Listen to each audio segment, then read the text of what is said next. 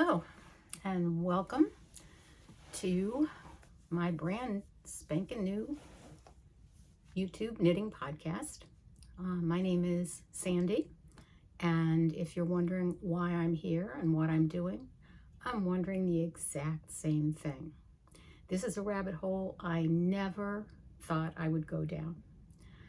Up until the pandemic, I didn't even know that YouTube existed.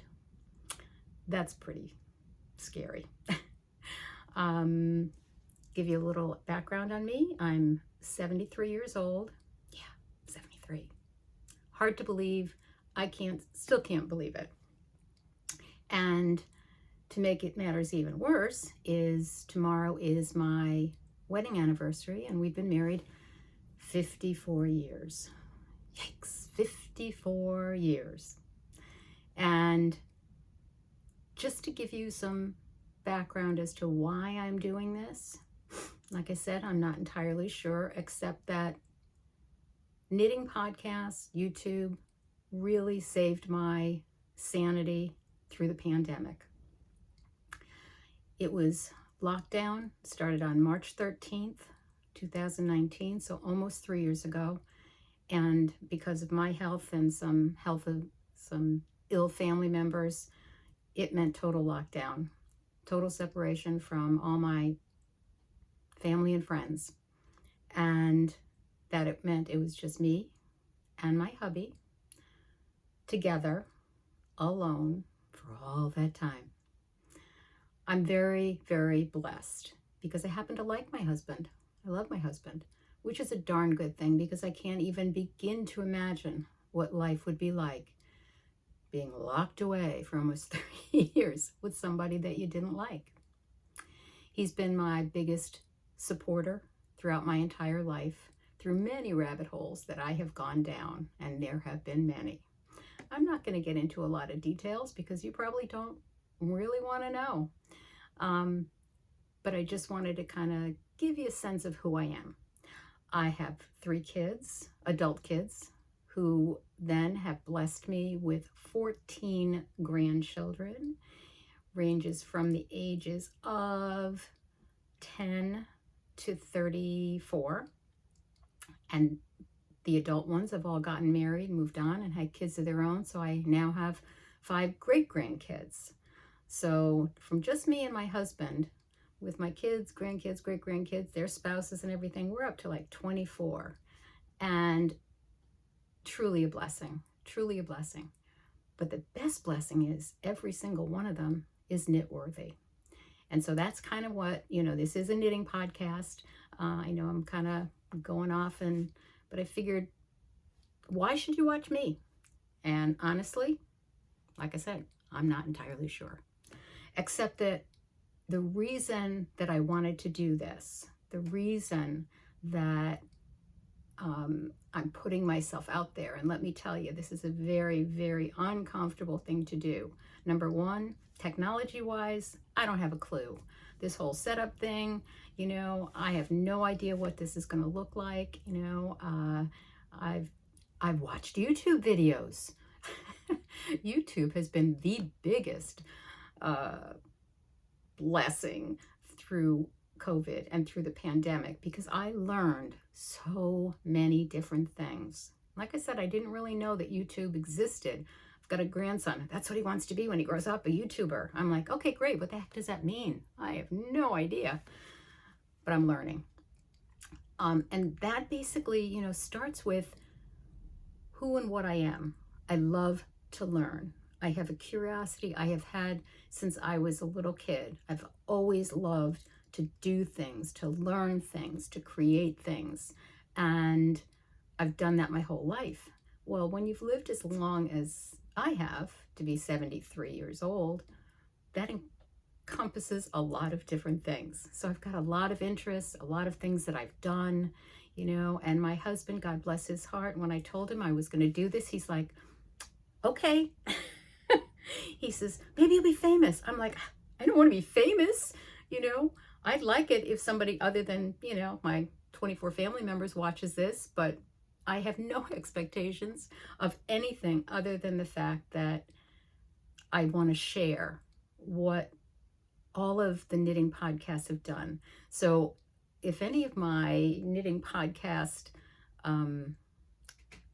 mentors, gurus ever watch this, I just want you to know that you guys saved my life. You saved my serenity. So let me back up just a little bit. I learned how to knit when I was 9 or 10 years old. My mom used to knit.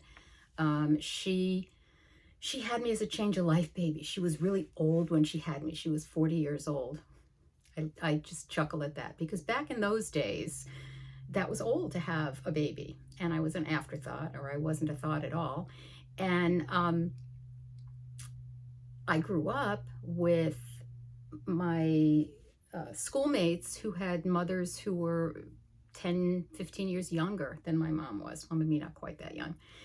And my mom was older and she was ill. And she passed away when I was 16. Prior to that, though, she liked to knit, and she taught me how to knit when I, like I said, was 9, 10 years old. I can't even remember. It's going back a lot of years. So I remember, knitting squares or scarves or whatever, nothing elaborate. But I decided to make my first real knitting project when I was almost 12 years old.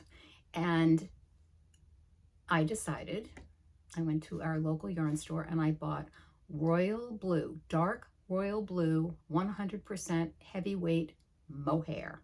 And I knitted myself a cable knit sweater in royal blue mohair.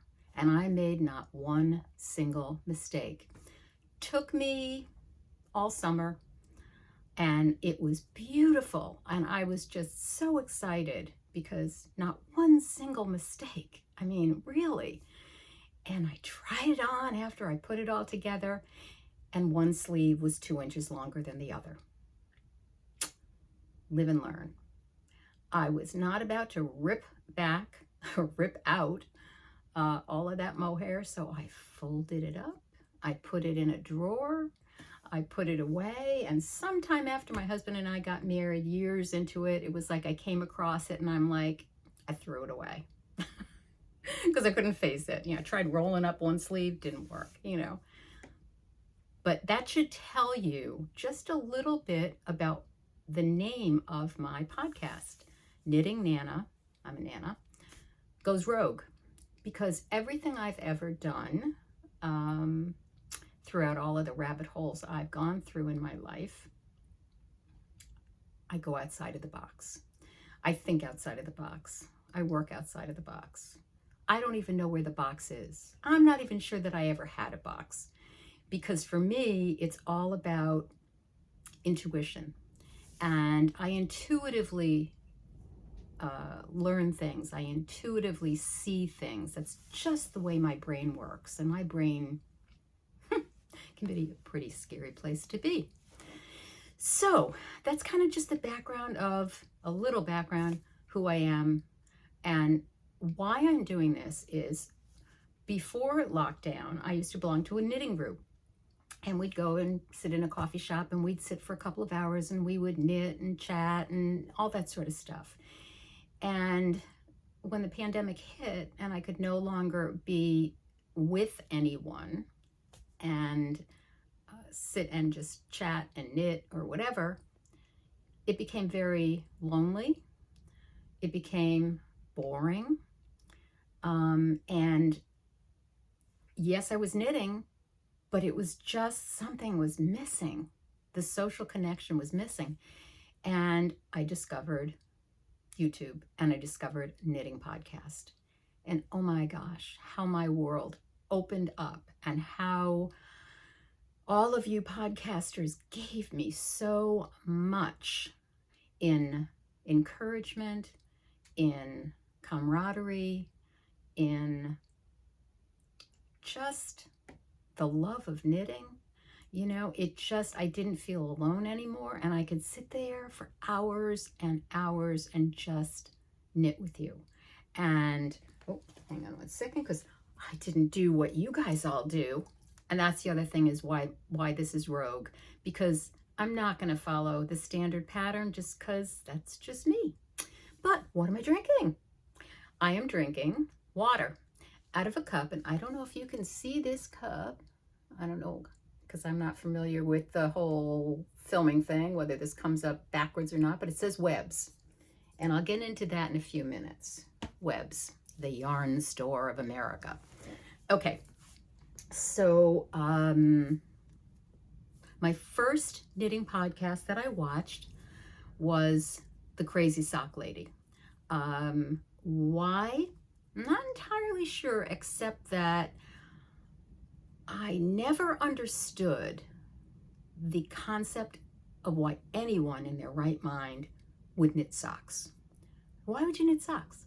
When I can go to Ocean State Job Lot and for $2 get this beautiful soft pair of socks I can throw in the washer and dryer and that'll last for 50 years, why would I want to go buy a $30 worth of yarn to knit on little toothpicks? Why? Why would anybody in their right mind want to do that? Because my knitting up until then has always been, my big thing is I knit sweaters. I knit sweaters for everybody in my family. Every Christmas, everybody gets sweaters. I've also knit hats, you know, just to do the fill-in kind of thing. But really, basically, I'm a sweater knitter. And I'm a project knitter, not a process knitter. It's all about the project. It's all about getting that sweater done and passing it off to one of the kids. And because of that, and because there's so many of them, did I mention that? 14 grandkids, 5 great-grandkids.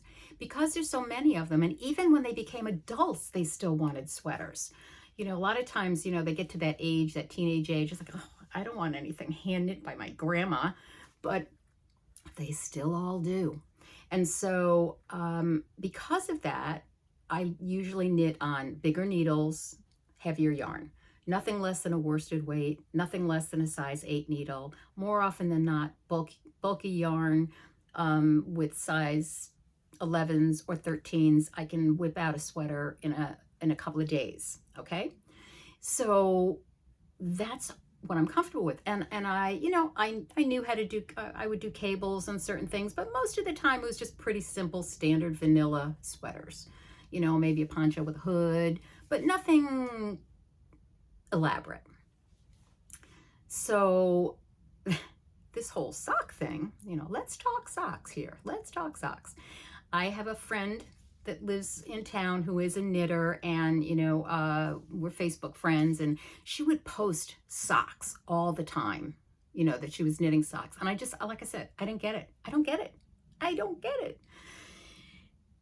And then I watched The Crazy Sock Lady.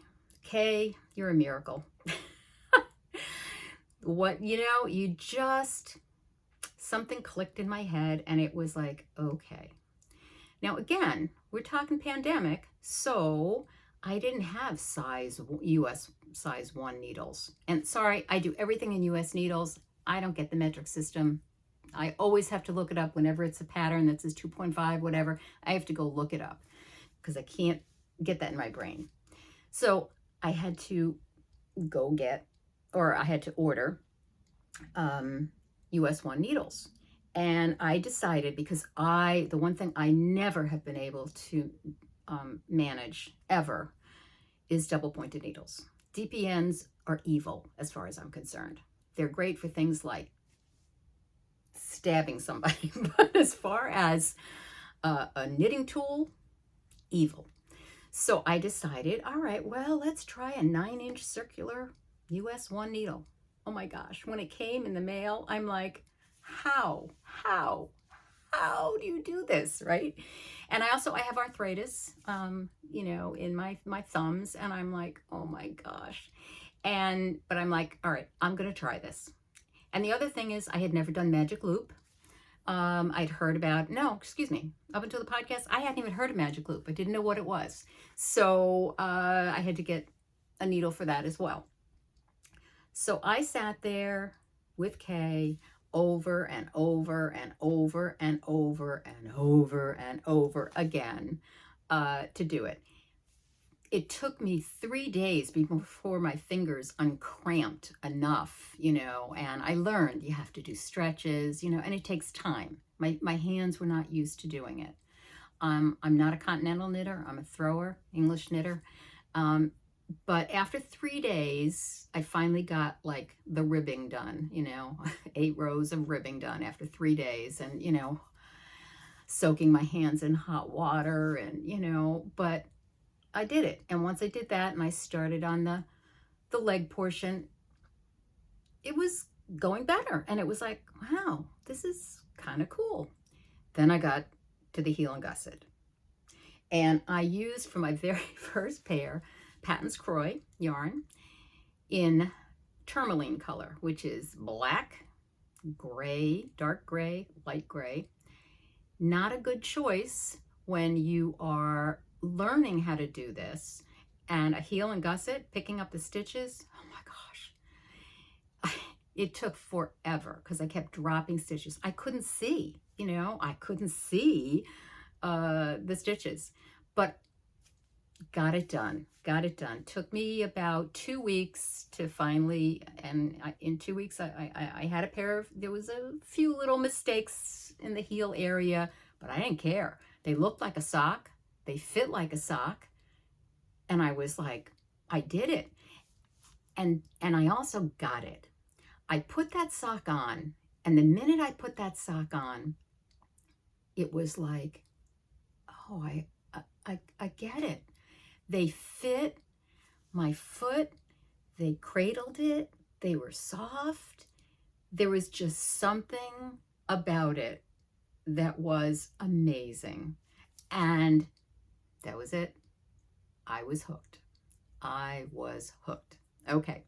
So, I'm going to talk socks here for a few minutes because through different podcasts and whatever, I decided, all right, this heel and gusset thing, there's got to be another way. And so I discovered Judy from the Autumn Acorn podcast and her magic heel socks. And I'm like, oh, this is truly magic, because instead of knitting a heel, you just knit some ribbing in the back. And I'm like a tube sock sort of thing. And I'm like, oh, this could make things much easier. So I'm going to show you. I don't know if you can see this. Here we go. It's another Patons Kroy. Oops. These have been much worn, much loved. I do have sock blockers because, of course, I had to buy sock blockers because everybody had sock blockers. But these I just pulled out of my drawer because I wear them all the time. All right. Washer and dryer. Perfect. No problem.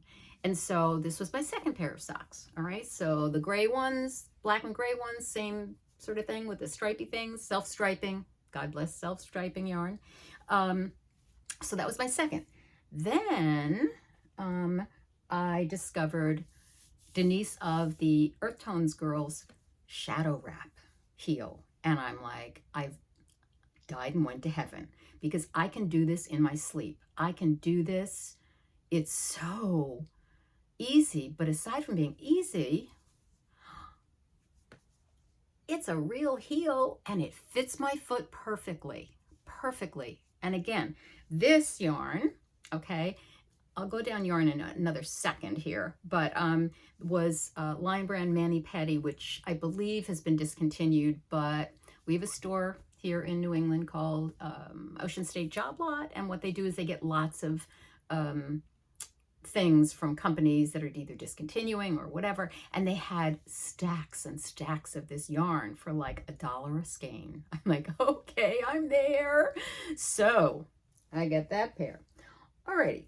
So then I decided, okay, I love my socks, but it's winter now. It's cold up here. And I'm like, what about worsted weight socks? I'm like, I mean, because I know, yeah, boot socks, they're going to be too big to fit in your shoes or stuff like that. But we wear boots up here a lot. And I'm like, or just house socks to keep my feet warm. So, all right, sorry, these are, again, much worn.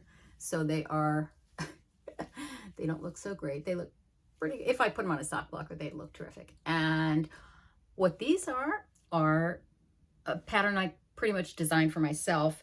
It's just a basic vanilla sort of thing. They're on size 8 circular needles. Yes, size 8. So I can whip one of these up in a day or less than a day because they don't take any time. You know, it's like I cast on 32 stitches, size 8, 10 rows of 2x2, 36 rounds, shadow wrap heel, 36 rounds, star toe. Voila. Okay.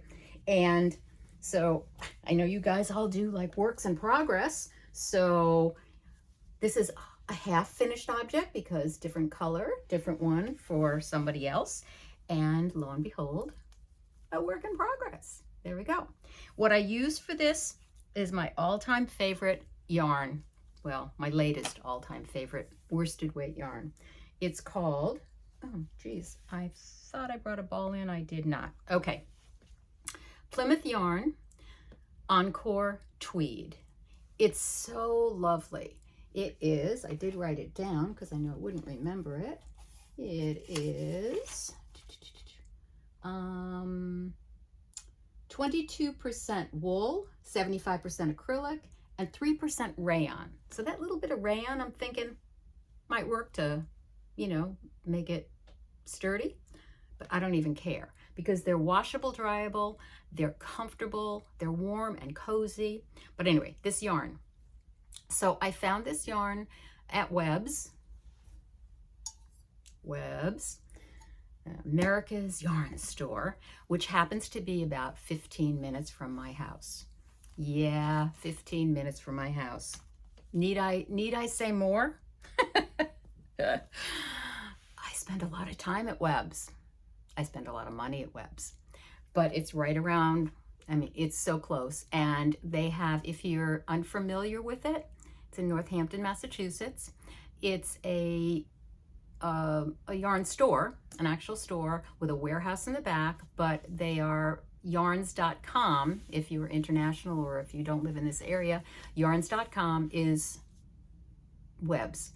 And it's magic. It's just magic. And so they carry this particular yarn. It's like $7.50 a ball. And if you buy $60 worth of it, you get a 20% discount. What's not to love? Okay. So I have bundles of it because I've made sweaters out of it, hats out of it. It's just a lovely, lovely yarn because it's got some wool in it. Okay. But it's also got some acrylic. Oh, back up to the acrylic thing.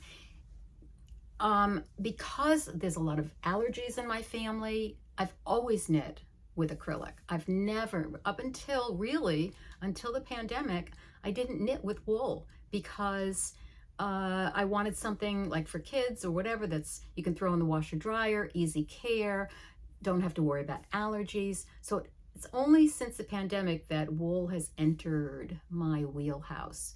And that's okay because if I do another podcast, if you guys like this and you want to hear more, you know, and even if I just do it for my family, I'll talk more about my yarn stash because it's outrageous, just outrageous. Okay, so let me see. So I've talked about that. I'm not going to show you, other than the socks, any more finished objects this go around, because I've got so many of them. It's pathetic. But I do have, did I bring it in here? Oh, hold on one second. I did. I brought it. Okay, oops. All right. I'm working on a sock, all right, for my husband, okay? Now, like I said, we've been married for 54 years. I knit him an absolutely gorgeous mohair Icelandic sweater for our 25th wedding anniversary, so over 25 years ago. He still has it. He still loves it. It's beautiful. It was probably the most ambitious project I've ever done, and I did that for our anniversary. And since then, the only thing I've ever knit him is hats. That's it. So I decided, I wasn't sure about, because I feel comfortable knitting socks for myself or for females of my size range, but as far as a guy's sock. I'm like, I don't want to go there. So before Christmas, I thought for Christmas, I'll make him socks. And so again, the Patons Kroy, which was, this is the color that I did my original one in, so you can see how lovely that is. But I'm doing the Magic Heel one for him because I'm thinking, I wanted it to be a surprise. I definitely wasn't going to fool around with a heel and gusset, so it was like magic heel, that works for me. But what I did was, it's on a size 2, US 2 circular, and 72 stitches. I have no idea if it's going to fit him. Number one, I haven't finished it. This was for Christmas, okay? The first one. I could, if I get going, I can finish this one, you know, within the next couple of days, and I'll make another one. So this is, I think, officially going to be my work in progress, that for the next podcast, I'll show you the pair and I'll let you know if they fit him, if he likes them, whatever. It's just kind of an experiment. Again, outside the box.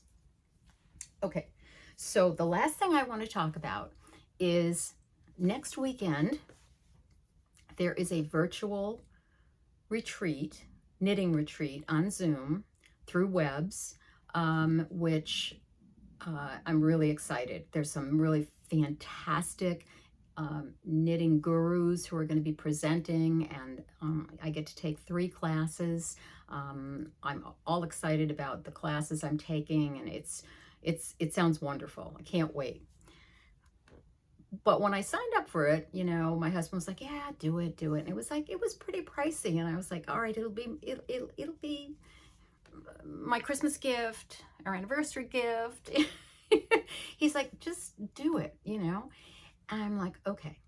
And they said they were going to send a little goodie bag, you know, you get little treats, you know, that they were going to send ahead of time. Well, it came in the mail yesterday.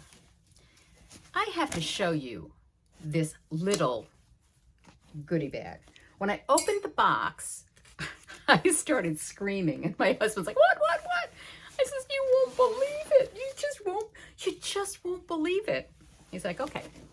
So in the box, well, first of all, in the box was this very heavy canvas tote with a square bottom, okay? I mean, isn't that, it's like, oh, it's like sturdy. It's not like one of those cheesy ones, right? Okay, and then there was a skein of Barocco vintage sock yarn, a ball of Rowan felted tweed, 2 balls of Debbie Bliss Rialto Aran. Wait a second, gotta get to them all here. A skein of Taki Superwash Merino Bulky,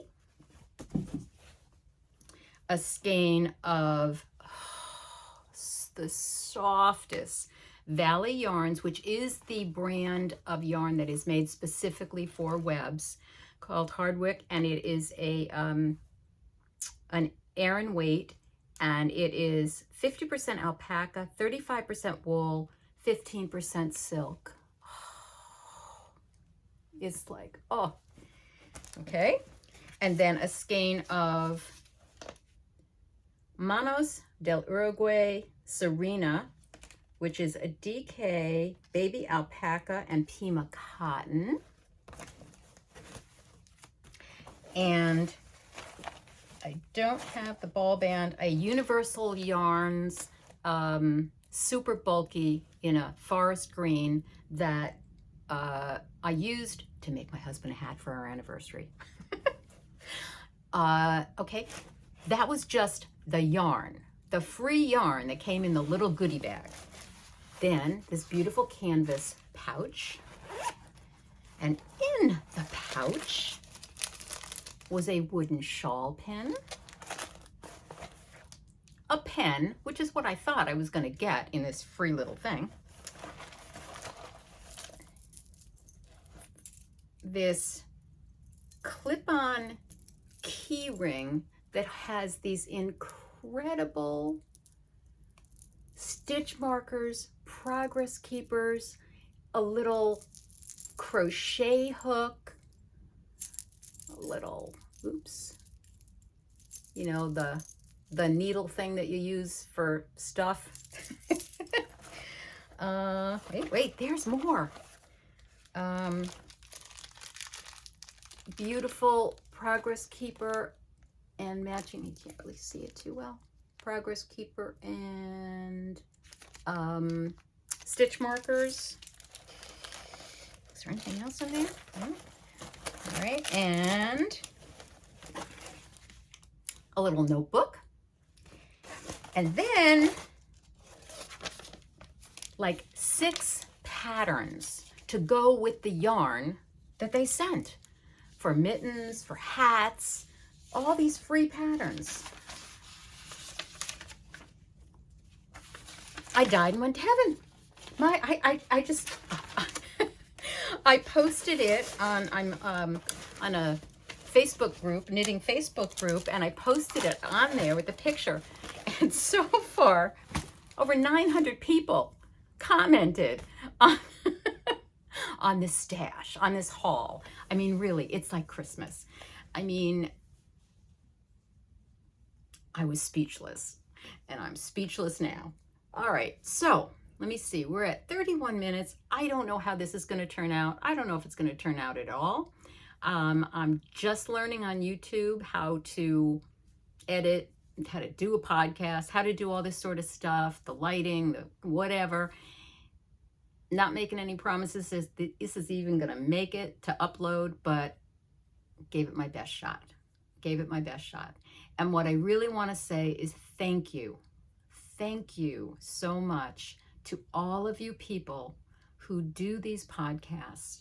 You know, it's a treasure. It's a treasure to have you guys part of my life, part of my community. I feel like I'm part of a community, but it's like having you in my living room, having coffee and loving every minute of it. And you've taught me so much, so much. And I'm just hoping that if you enjoyed this, wonderful. Hit like, subscribe. I don't know if I'm pointing to where I'm going to be able to insert those things. I have no clue. And the other thing is, I didn't know how important it was that you subscribe and you like someone else's podcast. So guess what, guys? I've been liking and subscribing to all of you. You're all my friends and you're all part of my family now. And so that's it. And I hope you enjoyed it. If you did, that's great. If not, that's okay too. And see you next time.